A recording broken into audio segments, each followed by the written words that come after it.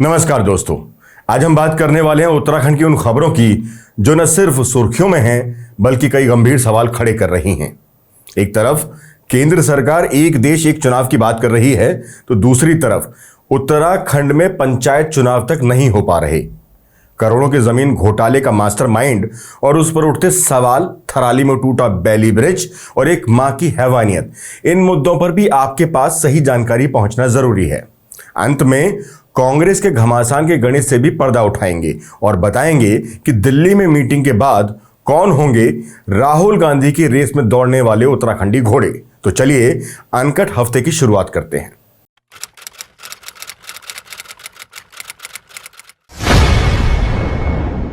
एक तरफ केंद्र सरकार एक देश एक चुनाव की कोशिश में जुटी है तो दूसरी तरफ उत्तराखंड में पंचायत चुनाव कराने में सरकारी तंत्र विफल साबित हो रहा है। उत्तराखंड में त्रिस्तरीय पंचायतों, ग्राम पंचायत, क्षेत्र पंचायत और जिला पंचायत का कार्यकाल 27 मई 2025 को समाप्त होने के बाद एक अभूतपूर्व संवैधानिक संकट उत्पन्न हो गया है। लगभग 7,500 ग्राम पंचायतें, 95 क्षेत्र पंचायत और 12 जिला पंचायत बिना निर्वाचित बोर्ड या प्रशासक के लावारिस स्थिति में हैं। ये पहली बार है कि उत्तराखंड में ऐसी स्थिति देखी गई है जहां पंचायतें बिना किसी संवैधानिक व्यवस्था के छोड़ दी गई हैं।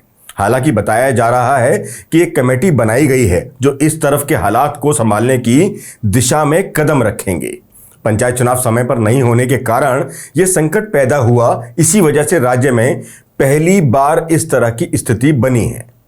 पंचायती राज अधिनियम में प्रावधान है कि कार्यकाल समाप्त होने के बाद नई पंचायतों का गठन होना चाहिए, लेकिन ऐसा हुआ नहीं। इन पंचायतों में प्रशासनिक कार्य ठप हो गए हैं और विकास योजनाओं पर असर पड़ रहा है। ग्रामीण क्षेत्रों में निर्णय लेने की प्रक्रिया प्रभावित हो रही है। विपक्षी दलों ने सरकार पर लापरवाही का आरोप लगाया है और इसे ग्रामीण लोकतंत्र पर हमला बताया है। सरकार की मंशा थी कि प्रशासकों का कार्यकाल बढ़ाया जाए। इसके लिए एक अध्यादेश राजभवन भेजा गया था, लेकिन प्रशासकों की पुनर्नियुक्ति संबंधी अध्यादेश को राजभवन ने बिना मंजूरी लौटा दिया है। इस कारण 10,760 त्रिस्तरीय पंचायतें अभी खाली रहेंगी। इससे पंचायतों में संवैधानिक संकट पैदा हो गया है। त्रिस्तरीय पंचायतों में प्रशासकों को 6 महीने का कार्यकाल खत्म होने के बाद प्रशासकों की पुनर्नियुक्ति के लिए पंचायती राज विभाग ने आनन फानन में प्रस्ताव तैयार किया, जिसे पहले विधायी विभाग ये कहते हुए लौटा चुका था कि कोई अध्यादेश यदि एक बार वापस आ गया तो उसे फिर से उसी रूप में नहीं लाया जाएगा। ऐसा किया जाना संविधान के साथ कपट होगा। विधायी विभाग की इस आपत्ति के बावजूद अध्यादेश को राजभवन भेज दिया गया। प्रशासकों का कार्यकाल बढ़ाने के लिए अध्यादेश लाना भी कई सवाल खड़े करता है कि आखिर सरकार पंचायत चुनावों से बच क्यों रही है। वैसे सरकार भले पंचायत चुनावों से बचने के प्रयास कर रही हो, लेकिन मोदी की जीरो टॉलरेंस की नीति को अपनाते हुए दिखाई दे रही है। मामला जमीन घोटाले से संबंधित है, जिसमें आप सभी जानते हैं कि सरकार ने बड़े अधिकारियों को सस्पेंड करके सीधा संदेश दे दिया है कि बेईमानी बर्दाश्त नहीं करेंगे। मगर यहां हम कुछ सवालों को लेकर आगे बढ़ना चाहते हैं। पंचायत चुनावों से चलते हैं हरिद्वार में जमीन के खेल से उठते सवालों की तरफ। उत्तराखंड के मुख्यमंत्री पुष्कर सिंह धामी ने हरिद्वार जमीन घोटाले में सख्त कदम उठाया और 2 वरिष्ठ आईएएस अफसर, हरिद्वार के डीएम कमेंद्र सिंह और तत्कालीन नगर आयुक्त वरुण चौधरी के साथ साथ एक पीसीएस अफसर अजय वीर सिंह समेत कुल 12 अधिकारियों को सस्पेंड कर दिया है। इसके अलावा इस घोटाले की जांच के लिए विजिलेंस को जिम्मेदारी सौंपी गई है और घोटाले से जुड़ी जमीन की रजिस्ट्री भी रद्द करने का आदेश दे दिया गया है। लेकिन दोस्तों, क्या यह कार्रवाई काफी है?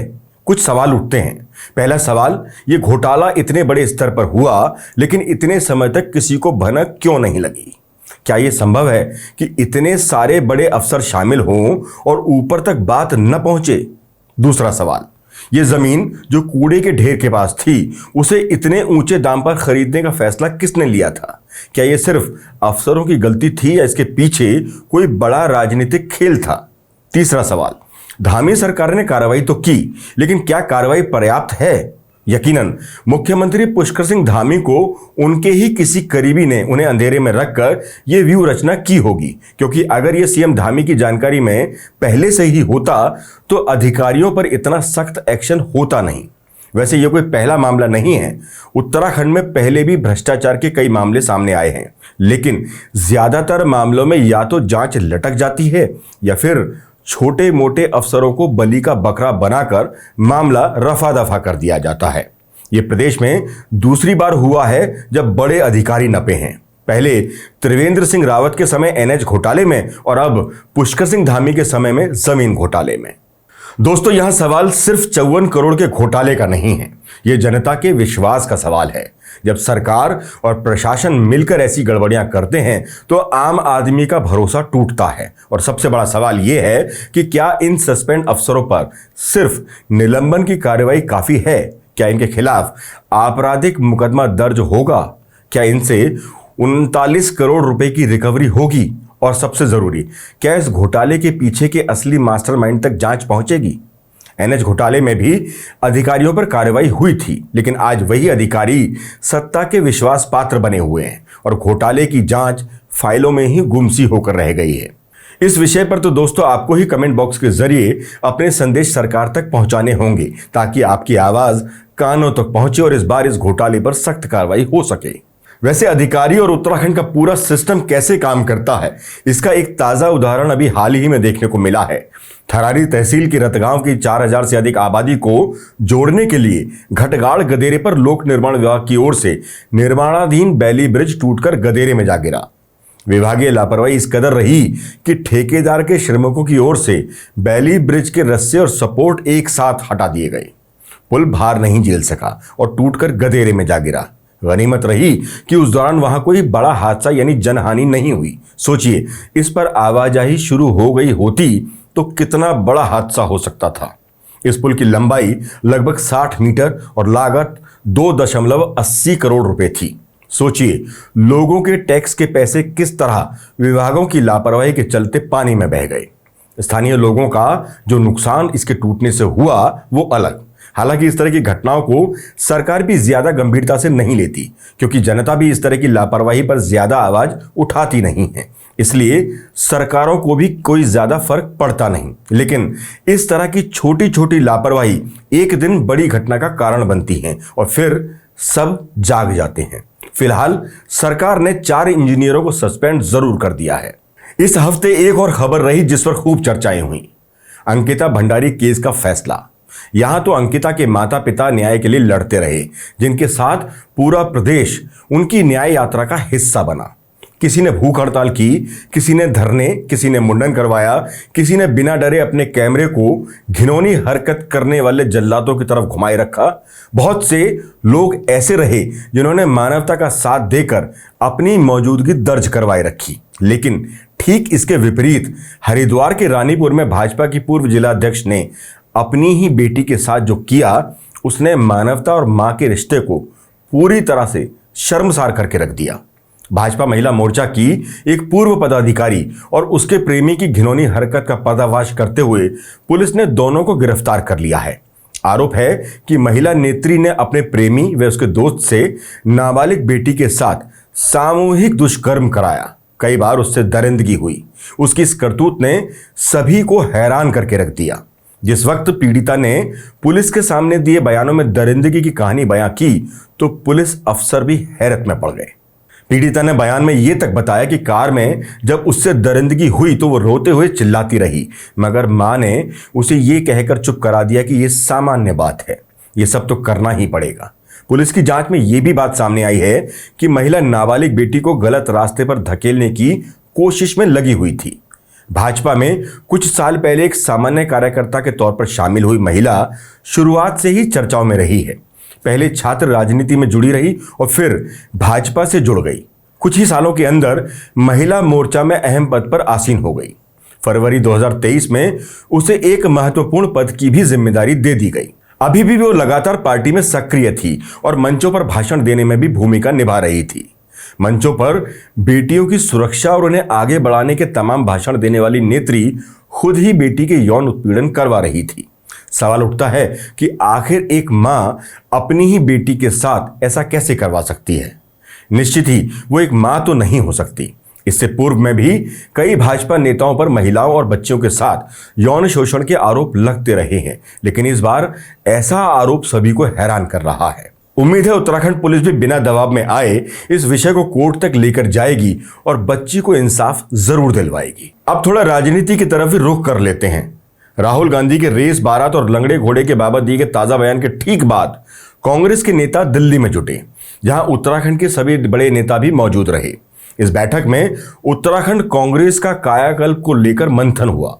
सवाल यही है कि बैठक तो हो गई, पर क्या कुछ बड़ा भी होगा या फिर ये बैठक का खेल यूं ही चलता रहेगा। वैसे राहुल गांधी के लंगड़े घोड़ों को किनारे बैठाने संबंधी बयान के बाद उत्तराखंड कांग्रेस में हलचल मची है।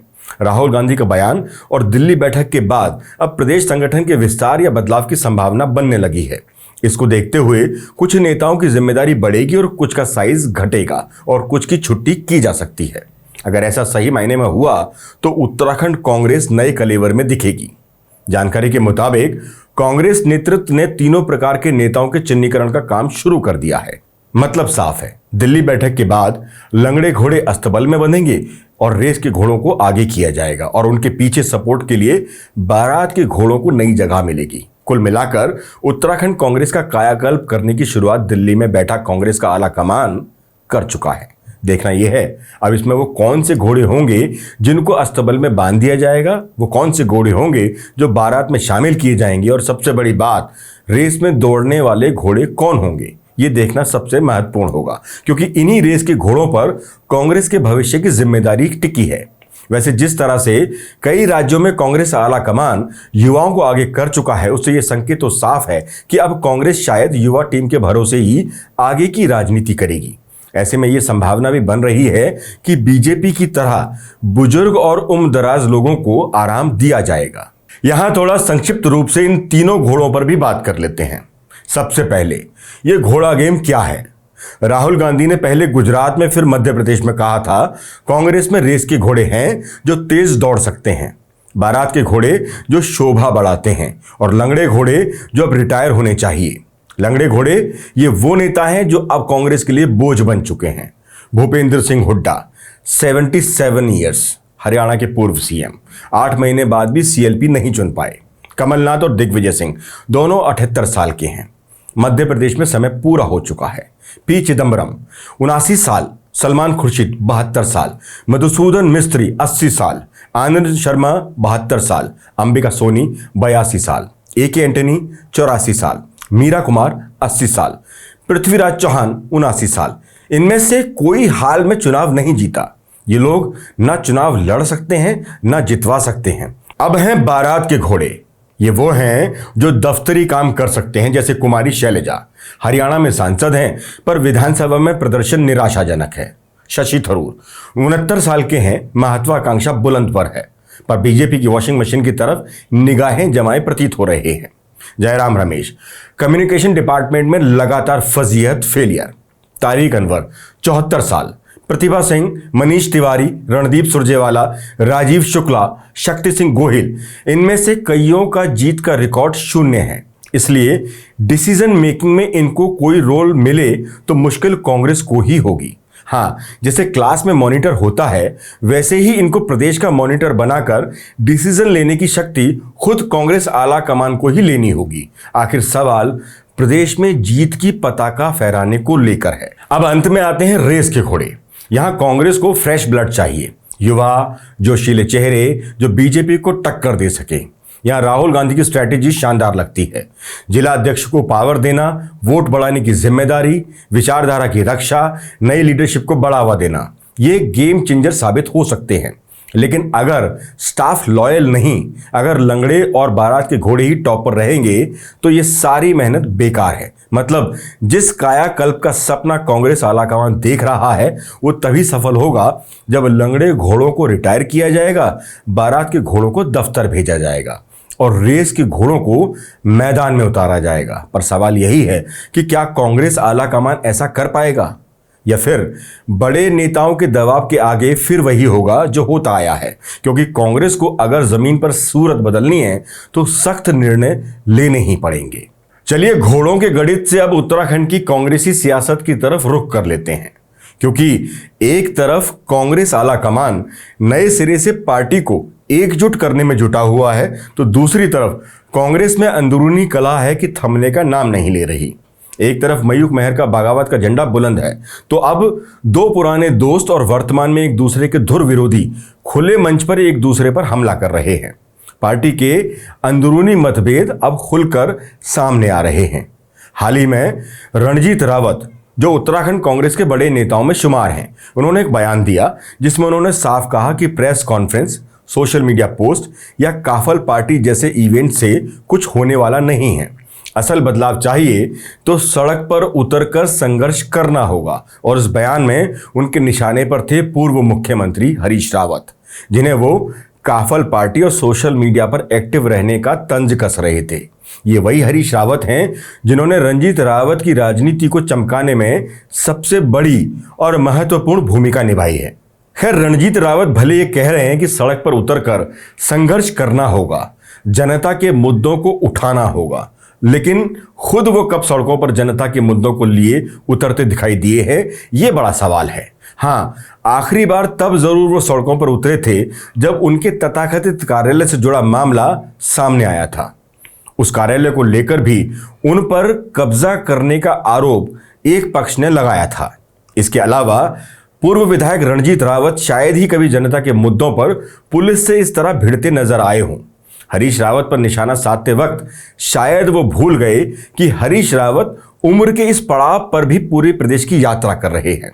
भले इस यात्रा का मकसद उनका व्यक्तिगत हो सकता है, लेकिन इसी यात्रा के दौरान वो पुराने कांग्रेसियों को जोड़ने की कोशिश में भी लगे दिखाई देते हैं। जनता के मुद्दों पर भी हरीश रावत इसी यात्रा के दौरान सवाल उठाते दिखाई दिए हैं। इसलिए भले पूर्व विधायक रणजीत रावत जनता के मुद्दों पर सड़क पर उतरने की लाख बात कहें, लेकिन खुद जनता के मुद्दों को लेकर वो कितना संघर्ष करते हैं वो जग जाहिर है। रणजीत रावत का इस तरह भरे मंच पर सैकड़ों कार्यकर्ताओं के सामने अपने ही बड़े नेता पर तंज कसना इनके रिश्ते की खटास को साफ दिखाता है। साथ ही इसका कार्यकर्ताओं में भी मैसेज जाता है कि भले आला कमान कुछ भी कर ले, लेकिन बड़े नेता आपस में यूं ही लड़ते रहेंगे। 2027 से पहले एक बार फिर यह लड़ाई तेज होती दिखाई दे रही है। इसी आपसी लड़ाई और गुटबाजी ने पहले 2022 में भी कांग्रेस के हाथ आई सत्ता को लगभग लात मारकर दूर कर दिया था। वैसे रणजीत रावत के इस बयान के जवाब में हरीश रावत ने भी जवाब बड़े अलग अंदाज में दिया है। हरीश रावत ने कहा, मैं जो भी अभियान चलाता हूं वो व्यक्तिगत है, इसमें किसी तरह की राजनीति नहीं है। काफल व पहाड़ी ककड़ी हमारी जड़ें हैं, इन्हें बढ़ावा देने के लिए हमेशा आगे रहता हूं और आने वाले समय में भी मरते दम तक आगे रहूंगा। जिन लोगों को इस पर कोई आपत्ति है उनसे क्षमा मांग लेता हूं। रणजीत रावत का कहना है कि कांग्रेस का हर कार्यकर्ता संघर्ष के लिए तैयार है, लेकिन नेतृत्व को अगुवाई करनी होगी। तो क्या रणजीत रावत ये भी कहना चाहते हैं कि प्रदेश अध्यक्ष करण माहरा संघर्ष नहीं कर रहे? रणजीत रावत के बयान से तो यही लगता है कि वो करण माहरा के नेतृत्व पर उतना भरोसा नहीं कर रहे हैं। मतलब प्रदेश अध्यक्ष करण माहरा को भी साबित करनी होगी अपनी योग्यता पूर्व विधायक रणजीत रावत के सामने। दूसरी तरफ हरीश रावत और हरक सिंह रावत में भी बयानबाजी हुई है, जिसमें हरक सिंह ने साफ कहा है कि 2016 में जो कुछ हुआ उसका उनको कोई दुख नहीं है। पूर्व मंत्री हरक सिंह रावत ने कहा कि 2022 में हरीश रावत चुनाव नहीं लड़ते तो कांग्रेस सत्ता में होती। हरीश रावत लाल कुआं व हरिद्वार ग्रामीण विधानसभा को छोड़कर कहीं भी प्रचार करने पहुंचे नहीं। उधर पूर्व मुख्यमंत्री हरीश रावत ने पलटवार करते हुए कहा, यदि मैं बड़े नेताओं के समक्ष ना कर देता तो हरक सिंह कांग्रेस में शामिल नहीं हो पाते। मैंने उनके आग्रह का सम्मान किया। हरक सिंह एक सीट जिताकर अपनी क्षमता को साबित तो करें, जिससे 2016 की कटुता दूर हो सके। इतना ही नहीं, हरीश रावत ने एक बड़ी बात तक कह डाली कि केदारनाथ उपचुनाव में हरक सिंह रावत और उनके करीबियों ने पार्टी के लिए काम नहीं किया। इस सारी अंदरूनी जंग के किस्से 5 जून को दिल्ली में हुई कांग्रेस की एक अहम बैठक में भी पहुंचे। इस बैठक में राहुल गांधी, मल्लिकार्जुन खड़गे जैसे टॉप लीडर्स ने हिस्सा लिया था।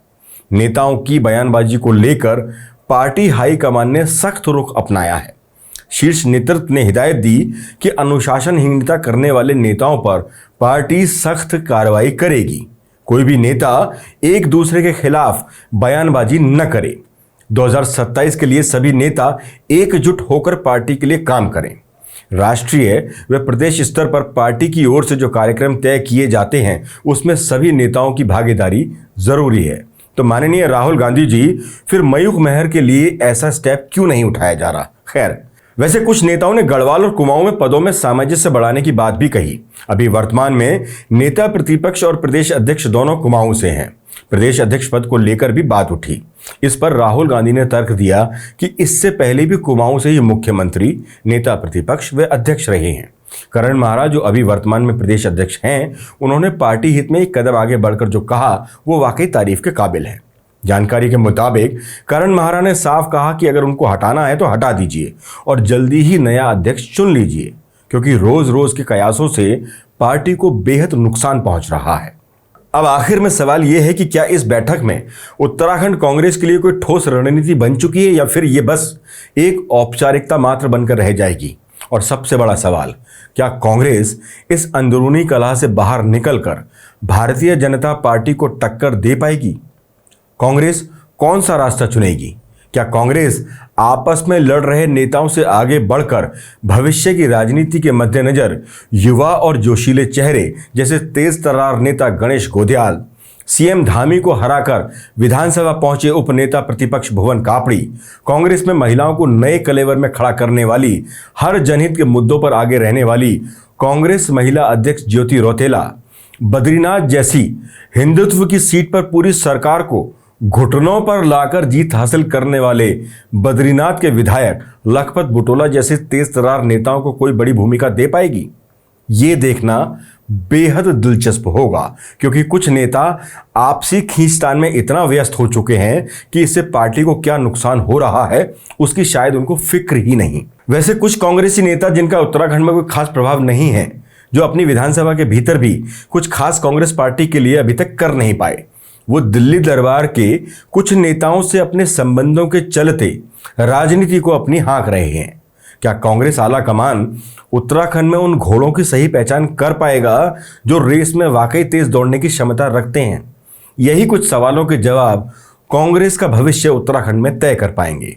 मगर इन सभी सवालों के जवाब सिर्फ दिल्ली में बैठे कांग्रेस आला कमान के पास ही मौजूद हैं।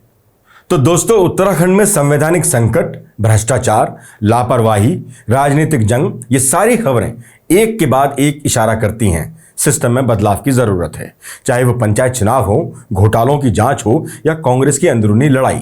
सवाल यह है, क्या सरकार और विपक्ष इस मौके को भुनाएंगे? इन सभी विषयों पर आप क्या सोचते हैं? हमें कमेंट करके जरूर बताएं, क्योंकि आपकी राय बेहद जरूरी है। आपको अगर वीडियो पसंद आए तो लाइक, शेयर और सब्सक्राइब करना न भूलें। जय हिंद, जय भारत, जय उत्तराखंड।